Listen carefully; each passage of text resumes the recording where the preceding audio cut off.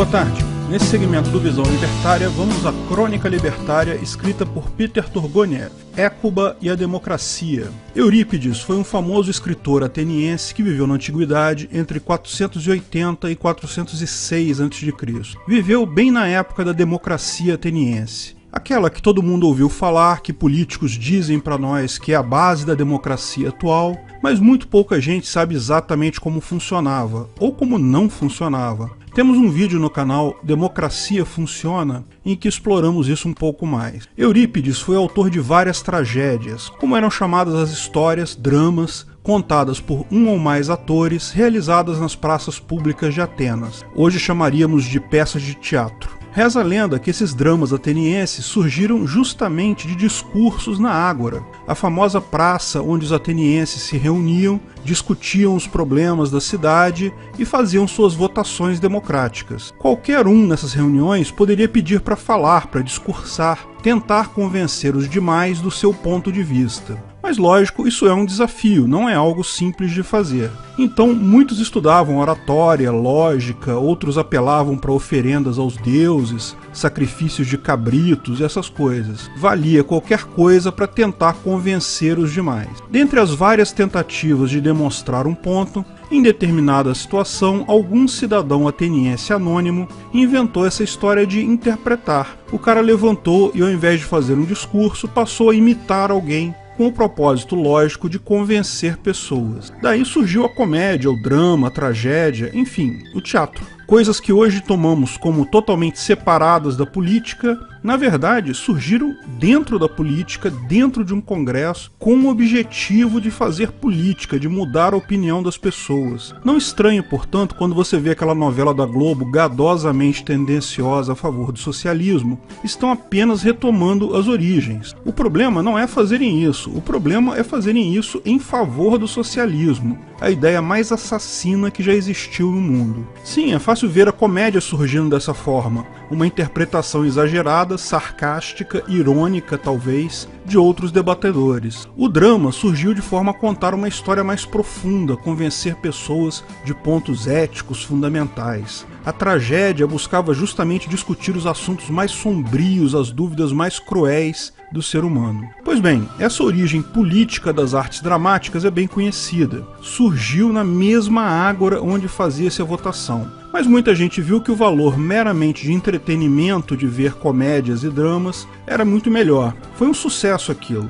Então passaram a ser apresentados em outros palcos, em outras praças, que as pessoas iam especificamente apenas para ver aquela peça. Surgiram vários palcos especializados, escritores voltados a escrever tais peças, atores especializados em interpretá-las e por aí vai. Eurípides, quando começou a escrever tragédias, na prática a ideia já havia se tornado madura. Eram apresentados já em palcos próprios e coisa e tal, e ele fez muito sucesso como escritor. Escreveu até algumas comédias, mas as tragédias eram a especialidade dele. E tais peças dramáticas eram muito questionadoras. Em 424 a.C., ele escreveu um drama de nome Hécuba, com base na Guerra de Troia. Como era comum, os atenienses daquela época tinham uma grande admiração pelos clássicos, que olha, já eram clássicos na época deles, tá? Do Homero, a Ilíada e a Odisseia, as histórias da Guerra de Troia. Veja, tudo isso, Eurípides, Homero, Hécuba, Ilíada, Odisseia, tudo isso são clássicos para nós, óbvio. Mas para Eurípides, a Ilíada já era um clássico então, tinha mais de 1000 anos na época dele. A tragédia de Eurípides, Hécuba, é longa, tem vários personagens interessantes, várias passagens acerca de ética, do que é o que é certo, o que é errado, mas vou resumir de forma bem simplificada para irmos ao ponto que me interessa. A peça acontece toda em retrospecto, com Hécuba, que é uma rainha troiana, foi capturada pelos gregos, e ela está na peça contando a história dela. Para quem se esqueceu da Guerra de Troia, descrita na Ilíada e na Odisseia, é aquela que Menelau, rei dos gregos e corno, perde sua mulher Helena para Paris, um ricardão troiano que a sequestra e leva para Troia. Menelau podia ser corno, mas não era corno manso não, mandou o irmão dele, Agamenon, ir lá brigar com os troianos, e daí surgiu a Guerra de Troia. O objetivo dos gregos era trazer Helena de volta para ele, que lógico iria perdoar ela. Daí os gregos brigaram com os troianos, fizeram um cerco na cidade de Troia, mas não conseguiam vencer a muralha de jeito nenhum, e então um dia foram embora, deixaram apenas um grande cavalo de madeira na frente do portão. Os troianos, achando que os gregos haviam desistido da briga e deixado o cavalo como um pedido de paz, colocaram o cavalo para dentro da muralha de Troia. Agora você já lembrou certamente do cavalo de Troia e sabe o que vem a seguir. O cavalo, na verdade, continha alguns soldados gregos dentro dele. À noite, quando a maior parte dos troianos estava dormindo, os soldados saíram de dentro do cavalo, mataram os guardas do portão, abriram o portão, e o resto foi festa. O exército tinha só se movido um pouquinho mais para longe, chegaram rapidinho de noite, invadiram Troia, mataram todo mundo, queimaram a cidade e tudo mais. Lógico, fizeram alguns prisioneiros, particularmente fizeram prisioneiras a rainha de Troia, Écuba, que é mãe do Paris, o Ricardão que começou a história toda, e também sequestraram uma das filhas de Écuba, Polixena, que era uma criança na época, não teve papel nenhum na guerra, não tinha culpa nenhuma, a não ser filha do rei. E só uma observação dentro da observação sobre a Guerra de Troia. Durante muito tempo se acreditou que Troia era algo fictício, que os contos de Homero, a Ilíada e a Odisseia, que contam essa história, fossem puramente ficção, não tivesse nada de verdade. Mas no século XIX, um rico comerciante alemão chamado Heinrich Schliemann, grande fã das histórias de Homero, depois de ficar muito rico no comércio, decidiu dedicar sua vida a encontrar Troia. Foi ridicularizado por acadêmicos e historiadores, porque todo mundo achava que era pura ficção, porque ele não tinha nenhum conhecimento na área. Dizem que ele gastou quase toda a fortuna dele fazendo escavações por décadas a fio, contratou vários arqueólogos, centenas de escavadores, só que no final, adivinha, encontrou não só Troia, como depois disso, Maicéia e várias outras cidades referenciadas nos livros de Homero. Ficou rico e famoso, porque dentre as coisas que ele encontrou, vários tesouros valiosíssimos da época. Então é uma história muito bacana, mas fica para uma outra hora, fechando parênteses aqui. Voltando então para a peça de Eurípides, dentro da série de acontecimentos lá da peça, os gregos resolvem sacrificar Polixena, a filha de Écuba, para honrar o herói Aquiles que morreu na guerra. A menina chega a ser preparada para o sacrifício, mas então a mãe dela intercede. Écuba começa a falar e a dialogar com os atenienses. Lógico, ela está brigando para não sacrificarem a filha, coloca vários argumentos, usa lógica, retórica, discursa a favor da filha. Do outro lado, os atenienses, da mesma forma, fazem discursos inflamados em favor do sacrifício de uma menina inocente. Outras pessoas discursam também, cada um para um lado, tentando convencer a decisão que acham melhor, o sacrifício ou não da jovem Polixena. Os argumentos usados têm principalmente a ver com religião, não são importantes aqui. O importante é a crítica sutil de Eurípides à democracia. Os atores começam na peça a usar os mesmos símbolos, os mesmos sinais que ele usam numa votação da Ágora.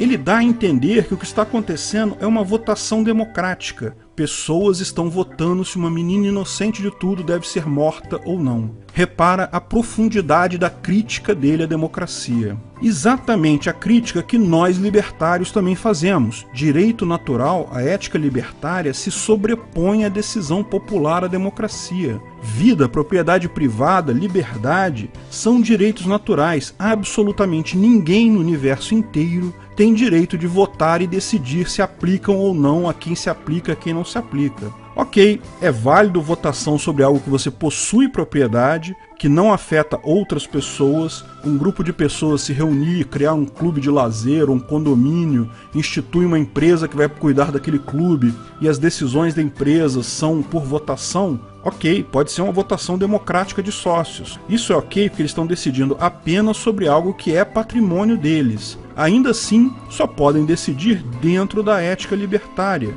Mesmo que uma pessoa invada o clube, não podem decidir matar a pessoa, porque isso viola o direito natural daquela pessoa. Podem expulsar ela do clube, lógico, podem cobrar indenização por qualquer prejuízo causado, mas jamais podem decidir, eles sozinhos, por maioria ou não, o que fazer fazer com a vida de uma pessoa. Simplesmente é uma besteira discutir se pode matar ou não alguém, se alguém tem direito ou não à vida. Também não se pode discutir se alguém pode ser roubado, se vamos roubar fulano porque nós votamos aqui, decidimos que você vai ser roubado. Democracia, em último caso, é um monte de gente decidindo quem vai roubar dinheiro e para quem vai dar esse dinheiro. Ditadura da maioria. Pior ainda, na nossa suposta democracia, que na verdade você não tem direito de votar nessa decisão aí, de quem é que vão roubar esse dinheiro. Então, na maior parte das vezes, os deputados decidem sempre que vão roubar de você. E olha, os atenienses perceberam a crítica de Eurípides e não gostaram, tá?